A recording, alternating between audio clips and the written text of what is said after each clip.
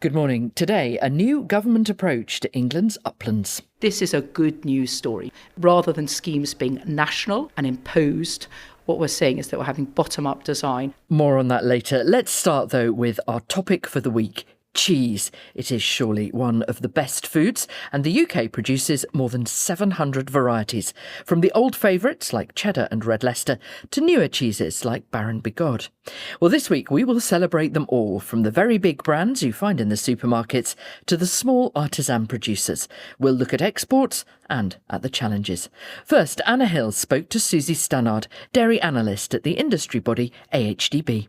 Farmers produce milk that then gets collected by processors of various sizes. So the biggest two are like Muller, and they probably account for about half of the milk collected. And then maybe we've got a dozen or so sort of medium-sized processors, then some small ones. So of that milk production, about 42% goes into liquid milk, about 20% for butter, yoghurt and other products, but about a third of that milk will go to make cheese. Broadly, it's the processors who will set the price which farmers receive, which will be based on different factors, but fundamentally what the markets are doing. So what commodity prices are worth, so how much butter's worth or how much cheese is worth, which will be really governed by global factors as well as sort of domestic milk supplies. The latest figures that you have, the AHDB has, shows that exports of dairy produce have actually risen quite sharply, haven't they? 2024-25. Yeah, we've seen a good rise, and there's been a few different reasons for that. One of the reasons has been because there's just been more milk. So over the last year, we saw really strong growth in milk production. So milk year to date, we were up about 5%. Let's have a look at those exports. Where are we selling to? Of all the cheese that we send abroad, about 3/4 of it goes to the EU. Ireland being the biggest market, so that's 40,000 tonnes went there. The Netherlands had 27,000 tonnes, and then France at 23,000 tonnes. Still our third biggest export market, despite any snobbishness about British cheeses. And just one final question.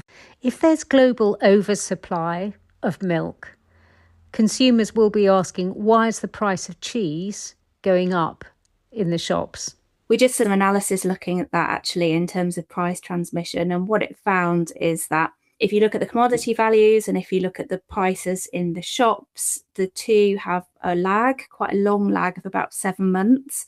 And actually the transmission between, say, if you got a drop in commodity values, the drop that you would then see in shops is actually quite small. So not all of that price is transmitting down to to consumers. So we do hope that we will start to see some cheaper prices in shops and to support demand, but it can be a bit of a slow process. Susie Stannard there. More on cheese all week. Now, let's turn to a stalwart of the farming community, the original old Land Rover. I've lost count of the number I've been in on farms over the years, with baler twine holding them together in some cases. Well, now clubs have been formed so farmers and other enthusiasts can come together to enjoy repairing and maintaining their vehicles. Bob Huckenhull has been to Shropshire to meet one such group. Land Rover owner Paul Breakwell is sharing his mechanical knowledge with fellow enthusiasts. He owns 18 of the vehicles. Some are nearly 70 years old, but they're still going strong. I like the reliability. I've never had a problem with them. If you use them for work, and we've done a tremendous amount of miles with them, worked every day, and I've always been able to get home. I've never actually been towed home with a Land Rover, which is good, you know. We're in a very rural area. Do you still see many of them about in the rural community? There's an awful lot of them, and you think it'd be almost a dying thing, but I don't think it is. I think they just keep appearing, and people do put the time and effort and money into them to try and keep them on the road because they just enjoy them so much. Possibly as a second vehicle now, more so, but they're a brilliant second vehicle really, because you can utilise them for towing trailers and moving equipment. Paul belongs to Brimfield Vintage Club. In recent years, many farmers have joined up. They say having a shared hobby of Land Rover ownership is helping to reduce their feelings of isolation. We just enjoy chatting and talking. We get a lot of satisfaction out of learning off others what other people are doing and repairing. and it's just nice to have a night out. Because I guess people can feel a bit isolated sometimes, can't they? And this is very much so, very much so. Working alone, it's a very quiet environment around here, and you can have days really if you're farming without anybody here. We have a laugh and a joke, and we pull each other's leg, and you think about it for days after. Really, without that club background, I think you'll find it very difficult to join in. Arable and livestock farmer Robert Watkins is driving his vintage Land Rover around the country lanes. He says the vehicle has been an essential feature of his farming life. We used to have winters with snow years ago, and we were up in the lanes and up on a bank, and sometimes it was the only vehicle you would get out for a week or 10 days.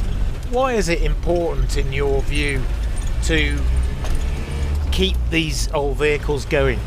Simple to operate, simple.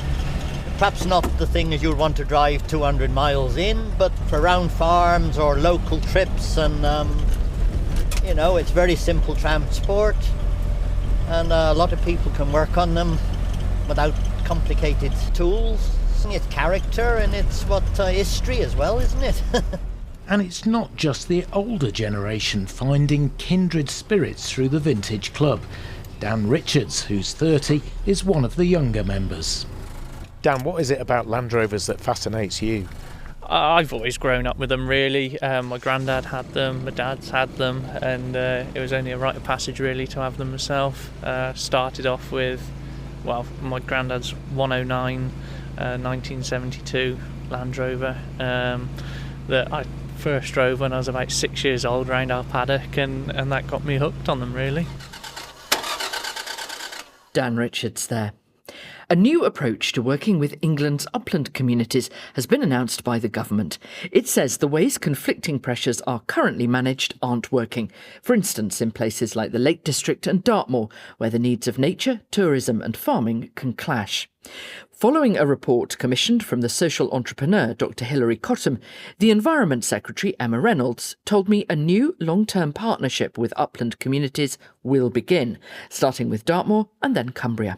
This initiative is about ensuring that we develop a better common understanding in those areas where there are tensions sometimes between environmentalists on one hand and farmers on the other, to say what we need here is a collective grassroots effort to come together and to harness some of the things available. Upland communities face particularly acute challenges, and it's about helping those communities to come together and overcome some of those challenges together, with the government working in lockstep. Environment Secretary Emma Reynolds.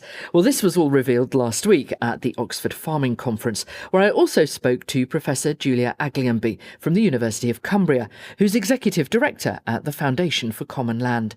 She told me she welcomes this new approach to managing the different needs in the uplands. How do we resolve the intractable issues of growing polarisation in the uplands, the multiple demands that we are asking upland farmers and uplands communities to provide for society? These are the places everyone wants to go on holiday. These are the places we want to provide natural flood management. These are the places we're looking for nature recovery as our beautiful landscapes, spiritual refreshment and exemplars for managing livestock.